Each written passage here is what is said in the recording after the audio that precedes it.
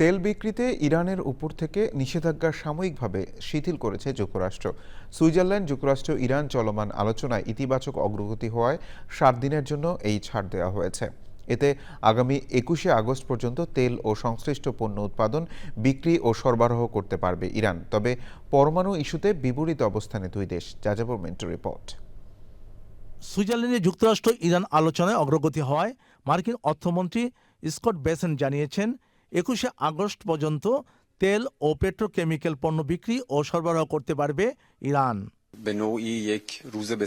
ইরানের সংসদের স্পিকার বাগের গালিবাফ জানিয়েছেন তেহরানে জব্দ থাকা 12 বিলিয়ন মার্কিন ডলার ছাড় করতে একমত হয়েছে যুক্তরাষ্ট্র। সুইজারল্যান্ডে মার্কিন প্রতিনিধি দলের সঙ্গে আলোচনার পর তিনি আরও বলেন, হরমুজ প্রণালীর প্রশাসনিক অবস্থা কখনোই আগের অবস্থায় ফিরবে না। ইরান তার শত্রুদের বিশ্বাস করে না। সুইজারল্যান্ডে আলোচনা চলার পর নতুন করে পারমাণবিক ইস্যু সামনে এসেছে। মার্কিন ভাইস প্রেসিডেন্ট জেডি ভেন্স দাবি করেছেন আন্তর্জাতিক পরমাণু পরিদর্শকদের প্রবেশে অনুমতি দিতে রাজি হয়েছে ইরান।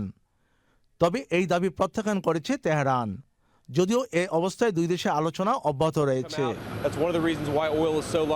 জেডি ভেন্স বলেন, সর্বশেষ আলোচনা এমন একটি ভিত্তি তৈরি করেছে যা মধ্যপ্রাচ্যের ভবিষ্যৎ বদলে দিতে পারে। তবে এখনও চূড়ান্ত চুক্তি হয়নি বলে জানান তিনি। ভেন্স আরও বলেন, কারিগরি পর্যায়ের আলোচনায় ধারাবাহিক অগ্রগতি হচ্ছে।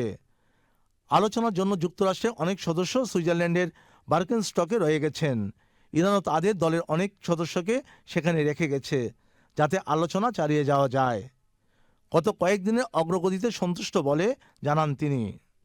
যাযাবর মিন্টু, চ্যানেল আই।